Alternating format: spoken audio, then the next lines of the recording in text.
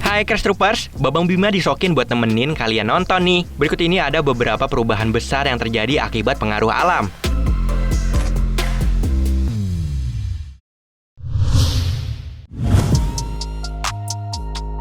Kalau ngomongin kota New York, pasti identik sama patung Liberty yang sudah dianggap sebagai simbol Amerika Serikat. Kalian tahu nggak, menurut informasi yang Mimin peroleh dari Daily Mail, patung Liberty sendiri merupakan hadiah dari pemerintahan Prancis pada tahun 1885. Patung yang memiliki tinggi 93 meter ini konon dibangun selama 9 tahun dan diberikan pemerintah Prancis sebagai lambang persahabatan di antara mereka dan juga sebagai simbol selamat datang untuk pengunjung, imigran, dan orang Amerika yang kembali. Nah, sejak diresmikan pada 28 Oktober 1886, patung Liberty yang identik memiliki warna biru kehijauan ini berdiri kokoh di Pulau Liberty yang ada di Manhattan, New York. Di balik kemegahannya, tapi kalian tahu nggak patung Liberty yang selama ini berwarna biru kehijauan ternyata bukanlah warna asli dari patung tersebut.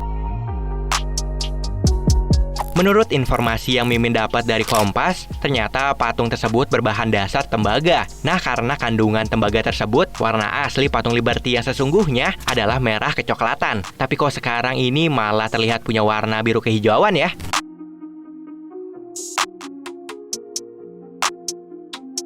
Dikutip dari tafco.com, hal itu terjadi sejak tahun 1906. Peristiwa ini disebabkan karena permukaan luar patung Liberty ditutupi dengan ratusan lembaran tembaga tipis. Karena terletak di tempat terbuka dan juga dekat dengan lautan, kandungan tembaga pada patung Liberty tercipta efek oksidasi. Dan karena fenomena alam itu, dalam 30 tahun awal patung Liberty sudah berubah warnanya, di mana kombinasi oksigen, hujan, dan air laut membuat warna patung Liberty berubah menjadi seperti sekarang ini, guys.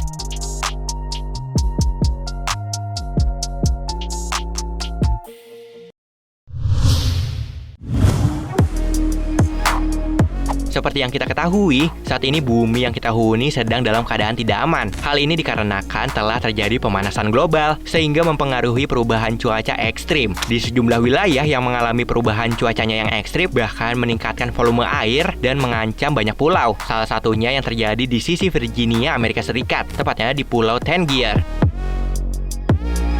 Menurut video yang Mimin dapat dari akun Vice News, setidaknya sejak tahun 1850-an, pulau ini telah kehilangan 2/3 dari daratannya dan diyakini sebagai sebab dari erosi dan naiknya permukaan laut. Alhasil karena peristiwa ini, hampir sejumlah wilayah di pulau ini tergenang air, mulai dari pemukiman warga sampai tempat-tempat umum lainnya. Dilansir dari Indopos, sebenarnya apa yang dialami oleh penduduk di Pulau Tangier karena pemanasan global, di mana permukaan air laut yang terus meningkat itu berasal dari lapisan es di kutub yang mencair gara-gara perubahan iklim. Namun sayang, meski sebagian wilayahnya sudah terendam, namun masyarakat di pulau tersebut justru meyakini bahwa genangan tersebut disebabkan erosi yang terbawa angin. Bukannya pindah atau melakukan hal lainnya, namun kenyataannya penduduk di pulau ini justru mendesak pemerintah untuk membangun tembok untuk mencegah erosi berkelanjutan. Mereka yakin tembok akan menghalau lebih banyak air.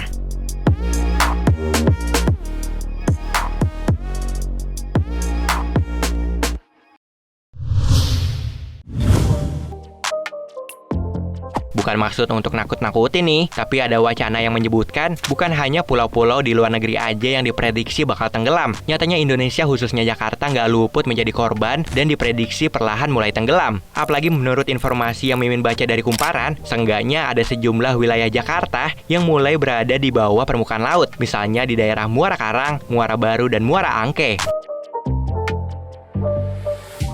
Percaya atau enggak, namun dilansir dari BBC, ternyata pada tahun 2050 mendatang, Jakarta diprediksi menjadi kota yang paling cepat tenggelam. Sebenarnya hal tersebut secara signifikan sudah terjadi di sekitaran Jakarta Utara, di mana dalam kurun waktu 10 tahun, sebagian wilayahnya sudah tenggelam 2,5 meter. Sedangkan di kota lainnya seperti di Jakarta Barat, tanah tenggelam sebanyak 15 cm per tahun, 10 cm per tahun di timur, 2 cm di Jakarta Pusat, dan hanya 1 cm di Jakarta Selatan. Jakarta bisa tenggelam dikarenakan adanya ekstraksi berlebihan air tanah yang digunakan sebagai air minum dan juga keperluan sehari-hari.